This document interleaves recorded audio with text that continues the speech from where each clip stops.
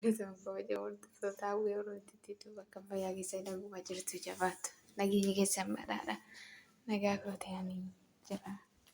Iddoo jirutti nagaan qabaa. Nagaa akka taatan odeeffannoo guutuu qaba. Kunoo akkuma argitan jechuudha mataa kana. Birrii 30,000 biyya keenya yookaan 50,000 baasee bita jechuudha. Wanta kana namni weeggee jechuudha. Baay'inni shamarraa biyya keenya kana fayyadamanii. Takkaalee fayyadamee hin beeku dhugaa waaqa. Garuu namatti hin ulfaatu warri fayyadamtanii beektan. Jalqaba immoo birrii kana hunda mataa ofii hin taanii tokko baasa. Lammaffaa immoo birrii kana hundatti baasanii bituu. Kanarra jechuudha qibaatii bareedaa bittanii mataa keessan utuu rifeensa keessan utuu kunuunsitanii kan keessan kan ta'e kan isinirraa hin baane ittiin illee boonuudhaaf kan namaa ta'u kan ofitti amanamummaa namaa kennu kan ofii wayya jechuudha. Kuni waan nama ofirraa baasanii lafa kaa'an yoo godhatan nama bira yoo ofirraa baasan nama bira. Dhuguma dhiironni muudii nuti qabataaraan barana kunoo kana fakkaata la. Yoo ofirraa fuudhanu kan biraa yoo uffatanu nama biraa. Dhiironni amma jechuudha mataa isinirraa dhiqiniitu mataa keessan ol harkifnee ilaalleetu iyyuu isiin fuuna dhugaa ta'uu barreeqaan jechuutti jiran jechuudha. Kanaafiyyuu mataa keessan kunuunsaa rifeensa keessan jechuudha. Dhugaa yoo kunuunfame wanti hin bareedne hin jiru. Mataan illee rifeensi mataallee hin marga jechuudha yoo kunuunfame. Yeroo habaxartan yookaan mushuuxxanu illee giddiidhaan gottootanii nu dideettanii gottoota osoo hin taane malaan yoo utuu hin kukkutini rifeensa mataa keessanii mushuuxxanii hin ciccitu jechuudha. Amma ijoollee shamarran keenya mataa akka argetti mushuuxxanii irraa ciccita.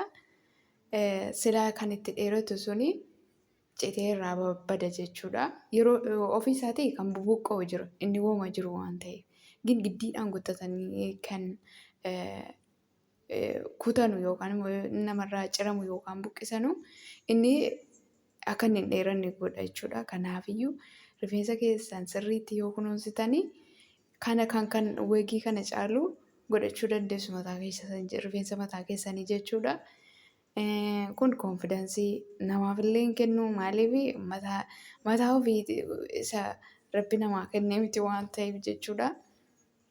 Kanaafiyyuu rifeensa mataa keessanirraa illee rakkoo ga'a maaliif gaditti uffifama. Yoo gaditti uffifu rifeensi mataa keessanii akkasiniif hin margine qilleensa illee akka hin fudhanne godha.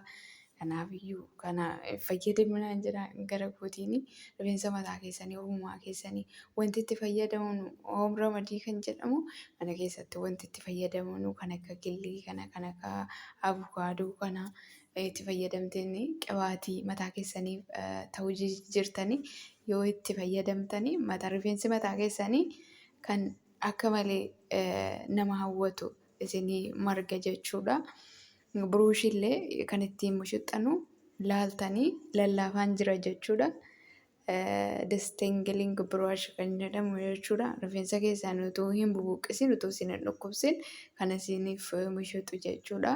Isa fayyadama rifeensa mataa keessanii dheereffadha. Kanaafuu maa inni kun irra keessanii mataa keessan isa uumaaf jalaan balleessinaa.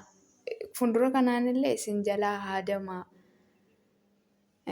Achiin moluu isin jalaa ta'a jechuudha. Kanaafiyyuu kulla gizeedha uumaata akka faayidaatti hin qabu. Isayyuu nama humna qabutuyyuu midhaalbaata amma biyya namaa yoo jiraattanii hin hojjettanii maallaqa qabdanii gochuu dandeessanii gaafa biyyatti galtan immoo akkas ta'uu dhiisuu danda'a. Wanta barraan tokko yoo ofirraa dhabanu akka malee rifeensi mataan keessanii fokkota waan sana waan ofirraa dhabee fi amma nam tokko miiqaa fi dibataa dhaqee yoo waan sana dhiise akka malee fokkota jechuudha. Kanaafiyyuu rifeensa keessan isa uumaa kunuunsaati dheereffadhaan isiniin jedha kuwwamaata akka faayidaatti hin qabu.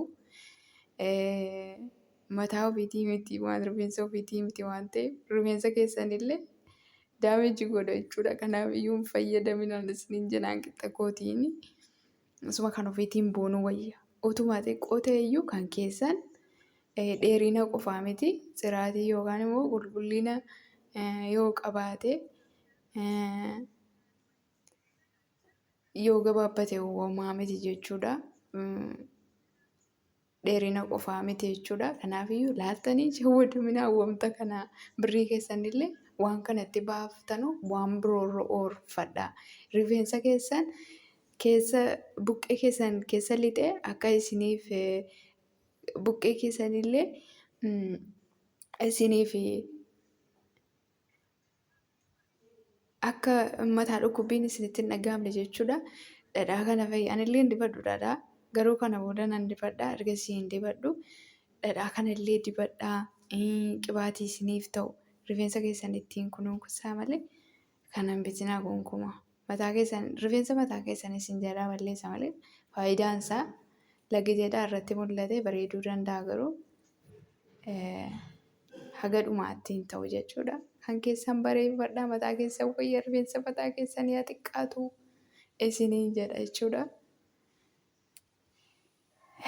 Akkasii hordoftoota kiyya akka kootii namni waan kana hin jaallanne yoo jiraattan